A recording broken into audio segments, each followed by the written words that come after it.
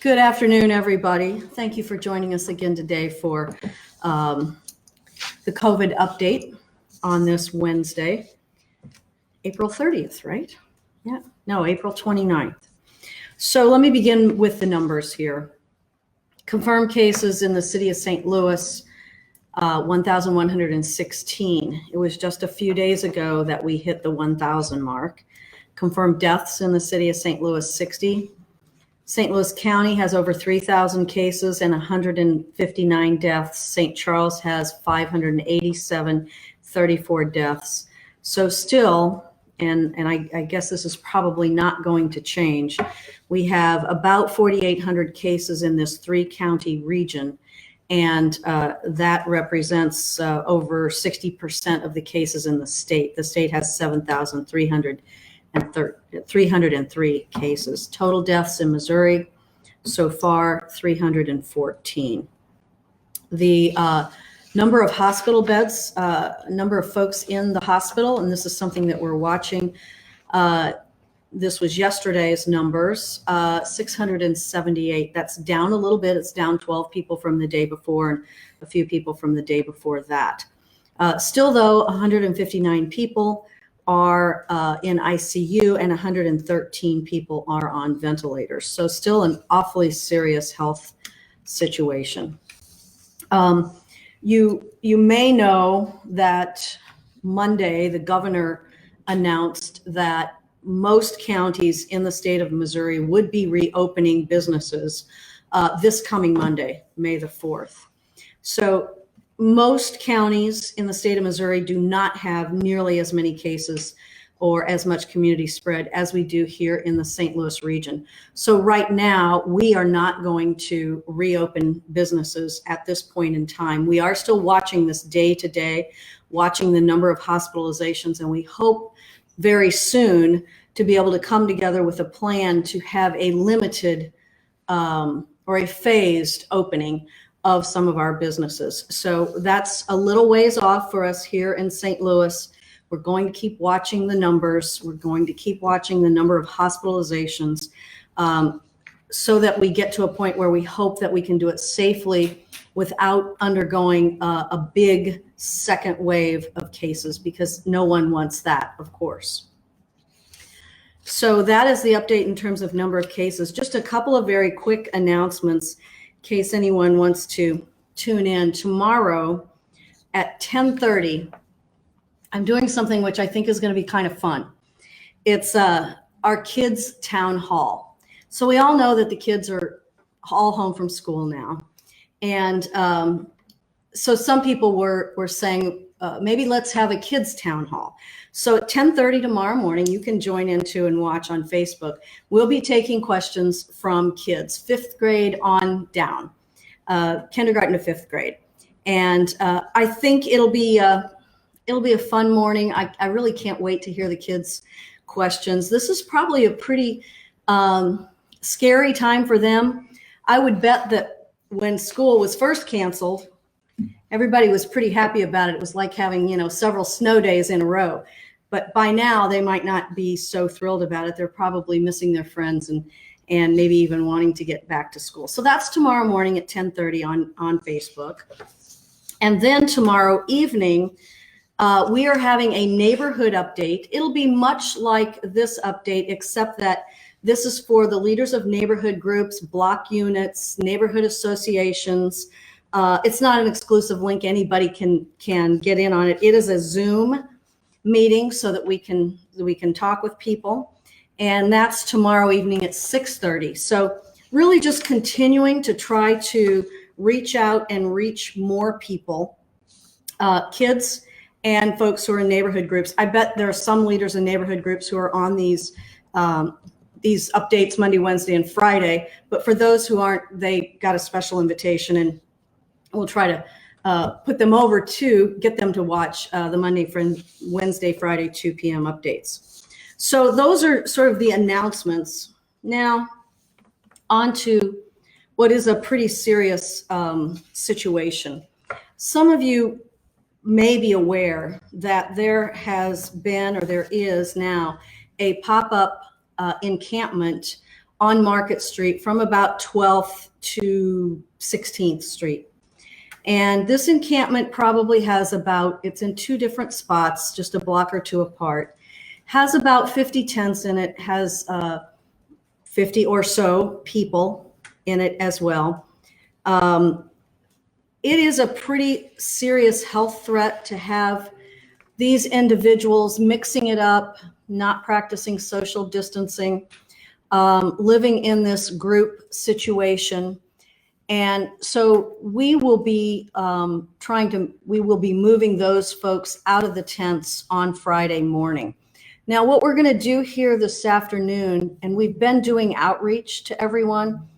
Our outreach team has been there day after day, trying to persuade people to go into the housing that we have for them.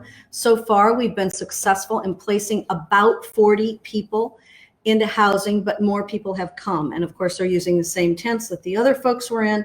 And so that, that leads to a more high-risk health situation. Yes, furthermore, you know, living in a tent is not something that's allowed under the occupancy laws of our city or our state for that matter. And to have them 24 hours a day, barbecuing,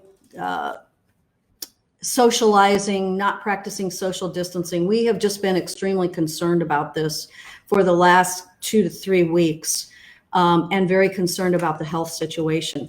So we're going to notify them that at 10 o'clock on Friday morning, they need to remove their tent and their personal items.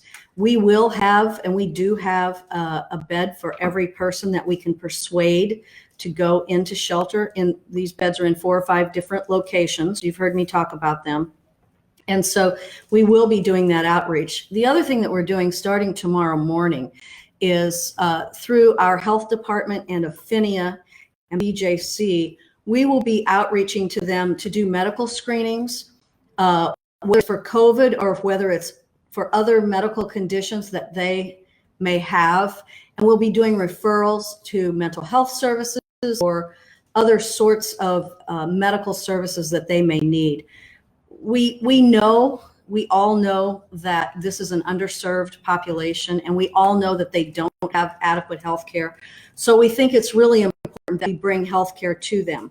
We did this one other time last week with a physician and outreach workers who took masks and gloves, PPE, who did screenings, who talked to folks.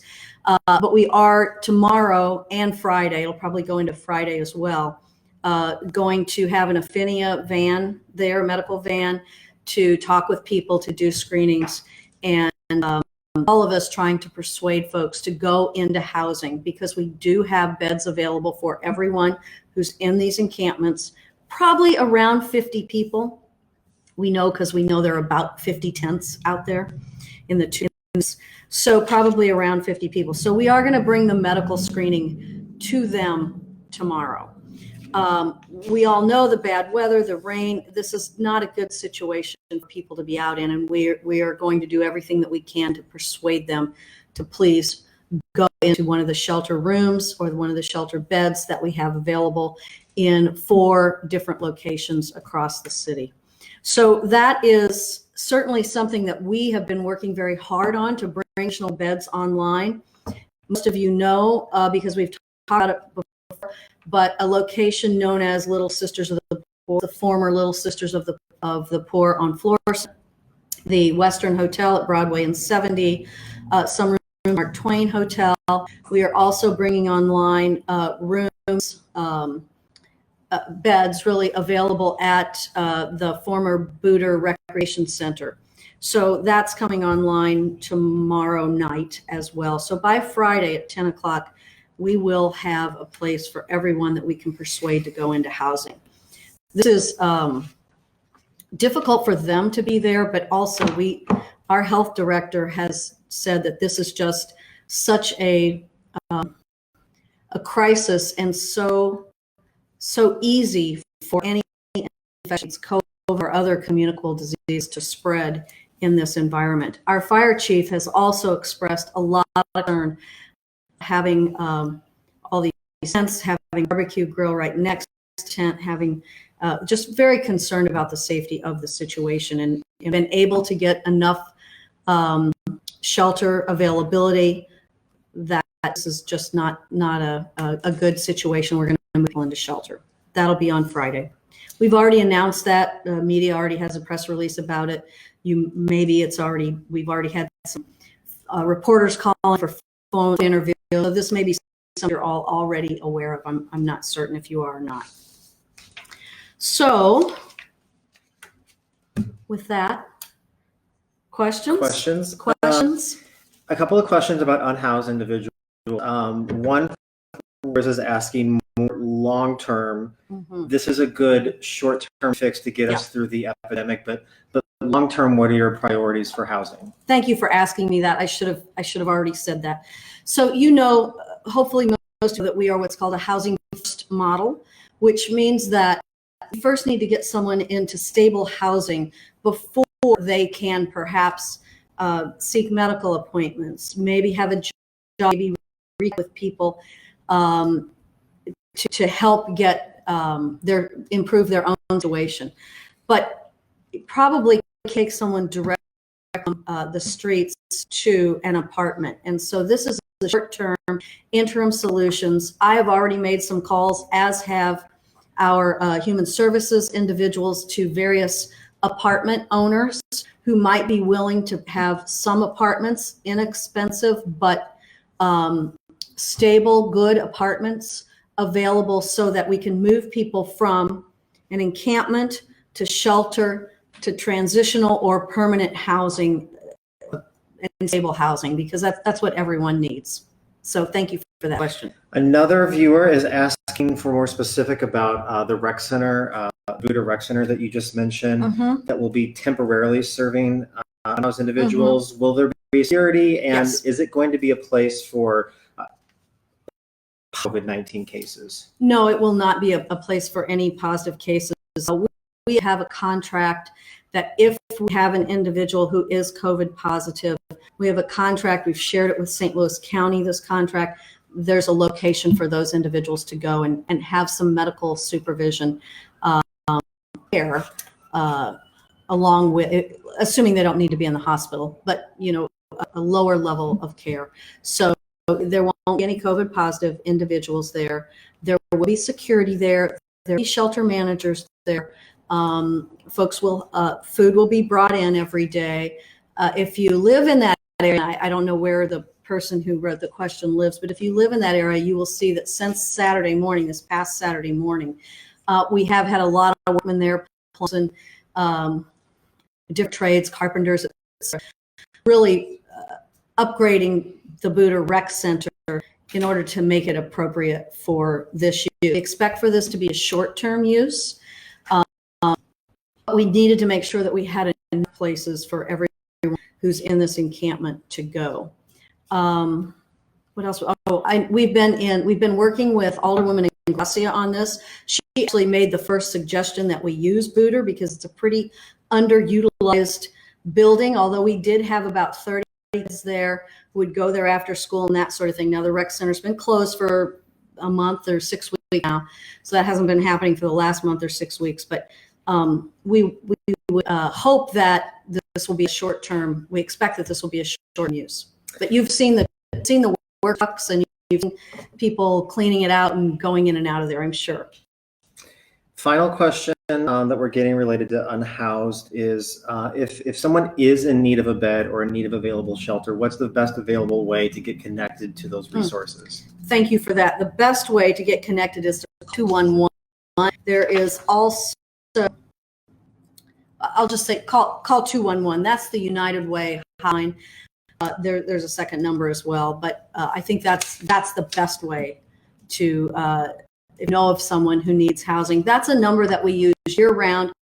Now we're using it and we're telling people about it for two main reasons. One, if anyone feels that they need someone to talk to from a mental health perspective, 211 and hit 1. That will get you to a mental health or behavioral health worker. And then secondly, this is the phone number. Thank you. Secondly, call 211 if you know someone who needs housing. The other number that I just mentioned, which is the housing hotline, is, and this only running the day. I think it's 8 to 5 or 9 to 6, but it's 331-802-5444. So both that number, 802-5444, or 211 work if you're someone who needs housing. So lots of questions about reopening and next phases after COVID-19. What do the city's current reopening guidelines look like, and how involved are small businesses in helping, like restaurants, to help shape what those look like? So we have a task force working on this, and they are working with industry groups. So for example, there's a group of restaurateurs who are helping work on the reopening guidelines. There are hoteliers, so they're working on the hotel reopening guidelines. Although hotels are open now, but you have restaurants in hotels, you have ballrooms, you have gyms sometimes. So they're working on that.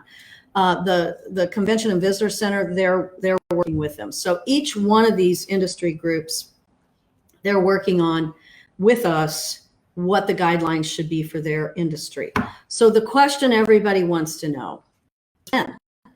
And we don't know that answer yet. We still are looking towards mid-May on that. So what is it? Friday is the 1st of May. So we're still looking at a couple of weeks here, we think. Now we're looking at these numbers every single day. And if we can begin to see, we do believe numbers have plateaued. And if we can begin to see them go down, then that will be a real plus. We know that people want to get back to church. We know they want to get back to their jobs. It's different. Everything that reopens is going to have to be social distance, and we're going to have to wear our masks. You know, my mask here that I'm trying to talk to you, but I wear it regularly. So let me a second here to say it is the law. It is very strongly recommended that when you go outdoors or when you go to shop, let's say Schnucks or Walgreens or wherever, please wear your mask. It's really important for a couple of reasons. One, let's think about the workers that work at Schnucks or the store or the convenience store. They don't need to have customers all day long breathing in their direction, sneezing, maybe everything. Just wear a mask so that you can protect the other people. And likewise, expect other people to be wearing masks to protect you. So I'm just continuing to plug this wear masks idea. And I do see a lot of people out without masks. The other day, what day was it? I guess it was Sunday. I got in the car. I drove over to the grocery store. I only need a few things. I drove into the parking lot of the grocery store, and I realized I didn't have my mask. So I drove back out, went back home. Fortunately, it was just a couple blocks away. Got my mask and went back to the grocery store. I just think that, you know, all of us have to try to continue to remember that and carry our masks with us, you know, in your purse, in your pocket, whatever for you, so that you do wear your mask. Mayor, there have been a couple of announcements in the recent days about Missouri beginning to reopen on Monday, St. Charles, Jefferson, Franklin County, other local counties reopening alongside that. What are your thoughts on them reopening before the city gives us? Well, I think it's difficult and I think it's confusing, but I actually understand it. Missouri is a big state. There's 114 in the state of Missouri. Some counties only have a couple cases of COVID. St. Louis region has a lot of cases. As I said earlier, how many is it in total? Our 3 counties have 4,763. Those numbers are yesterday's numbers. So, you know, one size doesn't fit all. I do think it's a challenging communication issue for all of us when one county does one thing and another county does another. But County Executive Page and I are in agreement that as this order is lifted and as people begin to gradually go back to work, we're going to try extremely hard for at least St. Louis and the city to be together on that. You have some questions from hairstylists, Mayor. They'd like to know, are they allowed to open on Monday per the governor's order, and can you give the guidance for the city? Yeah, you're not. And, you know, if you're a hairstylist, you're probably looking at my hair today thinking, she could use a hairstyle. But it is just not safe yet. I mean, there's nothing more personal than a hairstylist. You know, washing your hair, coloring your hair, cutting your hair, styling your hair. And so at this point in time, hairstylists and barbers and tattoo parlors and gyms are still not allowed to open. I foresee it as another couple of weeks, and I'm sorry about that, but it is for your and the health of your customers. Mayor, has the city made any final decisions about whether it will be opening our swimming pools over the course of the summer? Right now, we do not expect swimming pools to open. However, I guess I reserve the right to sort of change on that, depending on how it goes with reopening some businesses. But right now, we don't see swimming pools opening. And that is sad for kids and adults for that matter, but we don't see them reopening this summer. Do you have an update on when schools in the city in the St. Louis region will be able to reopen? So the schools in St. Louis City and the whole St. Louis County have already announced that they will be opening this semester. So in summer school, I don't think they have made an announcement yet about that. And so as far as I know, schools will be closed for the foreseeable future. Hopefully they'll open in August as they could. And I think if we can all continue to tamp down this spread, practice social distance, our cases look a lot better, and then we will be able to open further. Can you provide, this is a follow-up question to town halls and the kids event you're having tomorrow. Where can those questions be submitted for people who want to participate? There's a link on our website. Go to St. Louis-SLOUIS-MO.gov, and there's one that says, I know you probably can't read this, but it's posted on Facebook and Twitter. There's one that says /mayor/kids town hall, and there's another one that says /mayor/update. So, and it's got a blue background, and Dr. Eccles, he's picture be at the one tomorrow, 30. So thank you for that. We have a lot of questions today about the funding levels for MS that's proposed in the upcoming budget, with about 110 or so inmates. Why is it still detainees still open, and how are we keeping them safe during COVID? So that's a good question. So today we have about, I think it was 112, I looked at it this morning, 112 individuals detained at MSI, about 610 or 20 at CJC across the street downtown here. So the combination is about 720 or 30. And we had weeks ago, maybe a month ago by now, we stopped all visitors from going to either MSI or CJC. Any new individual that comes into CJC is seen for 14 days, so that we don't just put someone new right into the population that's already been there. Of course, practicing social distancing and having the two facilities has actually enabled us to have a much less dense population in both places than it would be if we just had one facility open. So if you've been a regular here, you know that we did reduce the budget for MSI by about half. That reflects the lower number of people that are at MSI. And so that's good. We were able to use that money for other items in the budget this year, which is, we've got about a $30 million shortfall, $28 to $30 million shortfall, we think, in this year that we're still in, so April, May, June, and then probably a 40, maybe more, $40 to $70 million shortfall in next year's budget. We call it the 2021 budget, but it'll run from July of 20 to June 30th of 21. So that money that we saved MSI is helping to provide other services that the city needs to go on with.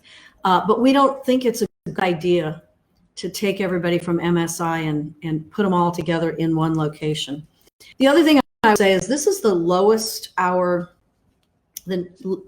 number of detainees maybe that we've ever had. And that presents some of its own challenges. But I think that what we're seeing is the artificially low number of people being detained. Now, everybody who is detained is being detained on a felony charge. So these are serious charges that are detaining people on. The city of St. Louis, the mayor's office, the jails, we don't make the decision about who is detained.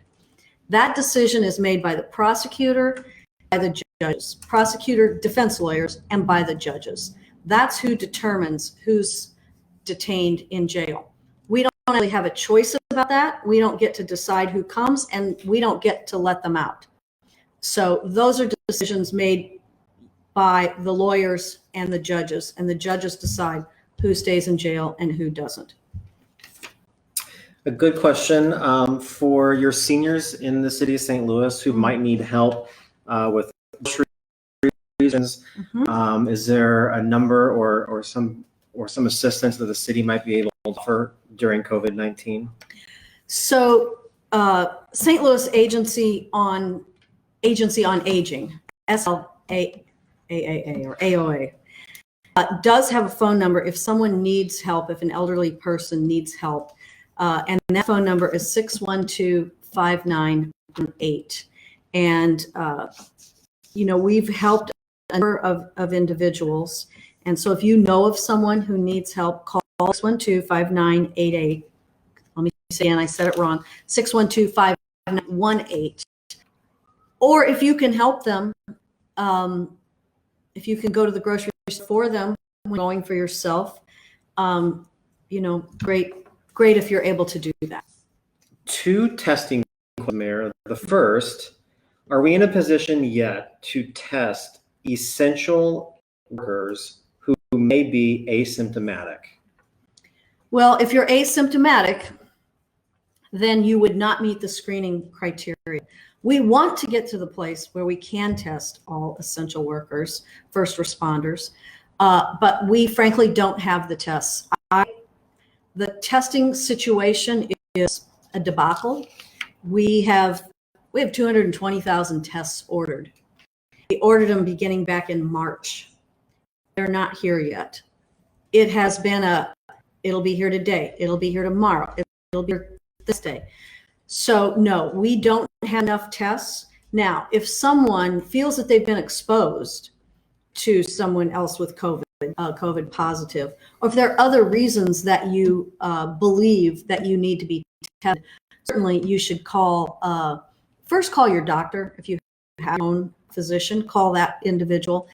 If not, call one of the federally qualified health centers and go to the screening and tell them what your situation is. So we all want more data. We all want more tests.